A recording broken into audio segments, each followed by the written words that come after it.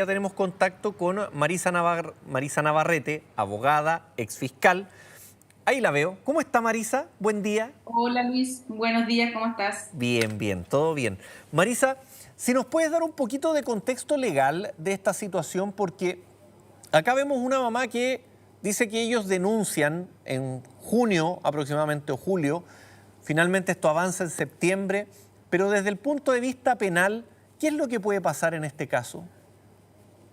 Sí, mira, yo lo primero señalar que el caso de Osorno lo que hace es poner, ¿cierto?, en la opinión pública algo que a mi parecer está sucediendo habitualmente en muchos recintos públicos y privados, que es, ¿cierto?, el maltrato a trabajadores. De hecho, la ley Karin, que empezó a regir el año pasado, viene en cierta medida a tratar de poner algún tipo de soluciones a estos casos que son, como digo, bastante habituales de malos tratos jerárquicos en general de personas que están sobre cierto, un trabajador. Ahora, este grado de maltrato en general yo lo calificaría ¿cierto? Dependiendo de la intensidad. En el caso de la ley Karin son malos tratos, humillaciones, ¿cierto? Violencia en el trabajo, que se llama en general. Cuando esto ya supera y nos encontramos frente a lesiones, o sea, lesiones para el efecto penal son golpes, agresiones físicas que dejan un resultado, bueno, ahí ya nos excedemos del marco de la ley Karin y nos vamos al ámbito penal, donde esa persona puede ser castigada por un delito de lesiones o, por ejemplo, un delito de amenazas de muerte, amenazas Marisa, de...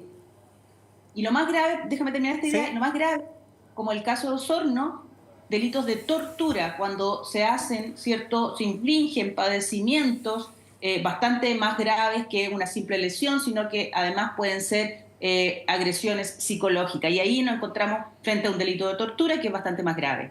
En este caso, ¿podríamos llegar a eso? ¿Por qué te lo pregunto? Porque a lo mejor por delito de lesiones vamos a encontrar que va a ser bien difícil poder acreditar lesiones leves, que me da la idea, en la mayoría de este caso deben ser lesiones leves, pero no así Sí, las lesiones psicológicas. ¿Es ahí donde está el sí. problema? Sí, ahí tú vas al punto con lo poco que conocemos, porque en realidad yo conozco lo mismo que ustedes, esta denuncia que se hace, ¿cierto? Y lo que más se ve ahí es que ahí le cortan el pelo, que evidentemente Claro, es una humillación, pero no es una lesión desde el claro. punto de vista penal. Y cuando hablamos de lesiones leves, es decir, que son lesiones que son hasta 7 días, se establece que hasta 7 días de recuperación, un moretón, por ejemplo, son Magulladura, lesiones, claro, rasguño, son claro. lesiones que son un delito de falta, ¿ya?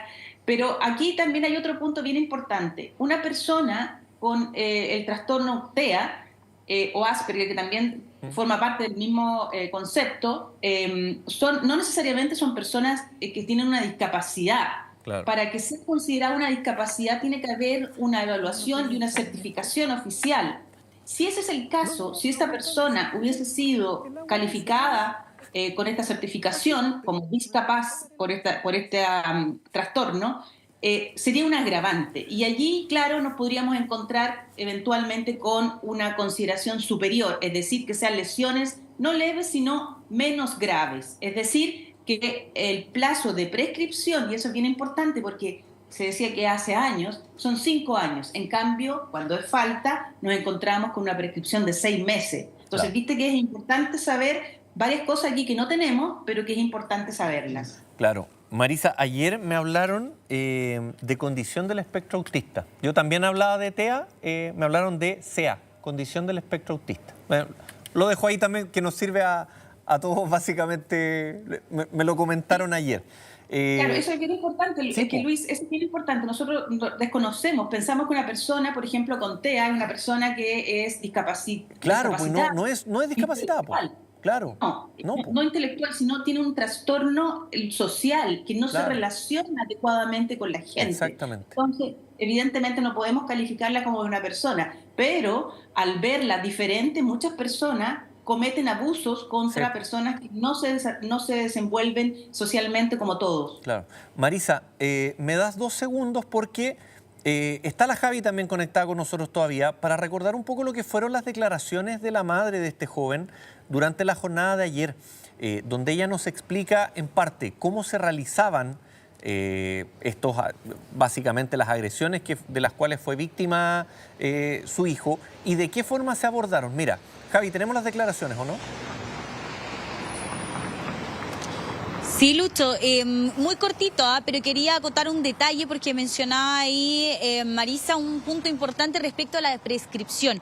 Y acá hay un punto porque nosotros tenemos parte de esa cronología, tenemos parte de las agresiones, las fechas. Por ejemplo, nos mencionan una marzo de 2021, otro en mayo de 2024 y lo último ya en abril de este año. Por lo tanto, esos serían más o menos los plazos que nos detallaba ahí la mamá de la víctima de estas agresiones y que ahí ya podríamos tener también parte del escenario un poquito más claro respecto a si es que esto podría prescribir o no, como estaban ahí haciendo la consulta. Y tú lo decías y adelantabas también que nosotros ayer conversamos con la madre y ella nos mencionaba, claro, muchos detalles en torno a cómo se enteró de esta situación y también lo sensible que es este tema para ella como familia y también como trabajadores. Y es que ahora los invito también a revisar esas palabras. Y ahí yo entendí por qué mi hijo llegaba todos los días a la casa así, muy mal genio. Frustrado. El compañero lo molesta de la pandemia, desde antes de la pandemia. O sea, el compañero no trabajaba en el REAS, ¿ya? Él funcionaba, tenía otra función en el hospital. No perdía tiempo y lo molestaba, lo humillaba, lo insultaba, ¿ya? O sea, desde que lo conoció que lo molestaba, que efecto de su humillación. Por lo que tengo entendido que ellos van a estar suspendidos hasta que dure la investigación del sumario. Hasta que finalice este sumario. Lamentablemente el sumario puede durar 1 año, 2 años, 3 años y esto va a quedar así como nada. Claro, ahí escuchábamos las declaraciones de la mamá, tendientes también a explicar lo que pasaba con estos funcionarios. Y aquí voy contigo, Marisa, porque tú recién nos hablabas algo de la ley Karin, que también es súper importante. La ley Karin lo que busca en muchos de estos casos también es sancionar conductas entre pares. Porque antiguamente teníamos que el tema del abuso laboral estaba con jerarquía, pero la ley Karin también establece esto entre pares. Y acá tenemos una situación entre pares. Efectivamente, bueno, yo lo que había escuchado era que estas humillaciones también venían del jefe. Claro, había un superior y también había uno que era par. Efectivamente, la ley Karin protege esto solo por los hechos vigentes a contar de agosto del 2024, que es cuando entra en vigencia la ley Karin. Los anteriores no es posible aplicarla, claro. Pero sí, eso es independiente de una responsabilidad administrativa que siempre va a existir. Es decir, dentro de un organismo público se rigen por el estatuto administrativo y el estatuto administrativo implica evidentemente que los funcionarios tienen que tener una conducta que signifique no lesionar los derechos de las personas que trabajan con él, sus compañeros de trabajo.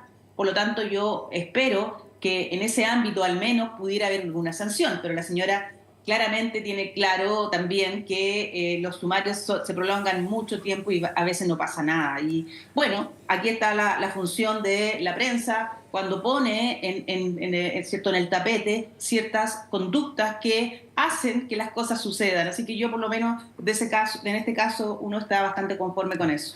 Marisa, tú decías algo súper cierto recién, el tema de los sumarios, esto puede durar 10, 15 años, los sumarios de la administración pública no son muy diligentes ni rápidos que digamos.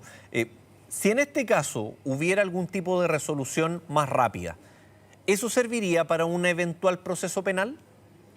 Es que lo que yo te decía es que en el ámbito penal tienen que haber conductas que impliquen una lesión física comprobable. Es decir, si él fue agredido, por ejemplo, él dice, a mí me pegó el 2021, pero no se constataron lesiones, por ejemplo. No, claro.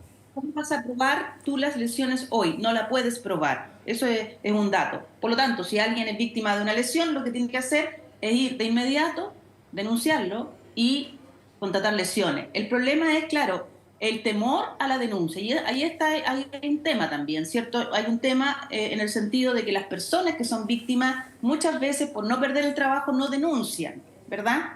Y bueno, incluso hay personas que tienen conocimiento de estos hechos, otro compañero, y no denuncian, debiendo denunciar. Recordemos que los funcionarios públicos tienen la Tiene la obligación obligación. Claro. de denunciar los delitos que pasen por sus ojos, digamos, y en especial aquellos jefes que ven que delitos que se cometen por parte de sus personas dependientes. Por lo tanto, aquí hay un tema bastante importante, pero sí el llamado es para las personas que denuncian, las que presencian estos hechos, son muy importantes, porque estos hechos, si la víctima no puede denunciar porque está atemorizada con razón, sí lo pueden y lo deben denunciar aquellos que lo presencian. Exactamente. Marisa, muchas gracias. Te agradecemos a ti también, Javi, por la información, por darnos contexto de esta denuncia presentada ayer en nuestro programa, que tú, Javi, la reporteaste y que nos presentó la situación de este joven y que después de lo de Osorno también ha abierto un escenario bien complejo de lo que significan los maltratos entre pares, también con superiores, al interior del mundo laboral. Y lo último, muy breve, voy contigo, Marisa. Me leí hace poquito el libro de Carlos Gajardo, Somos tontos hasta las 12, donde cuenta su participación en la génesis de la investigación del caso Penta, que fue bien importante.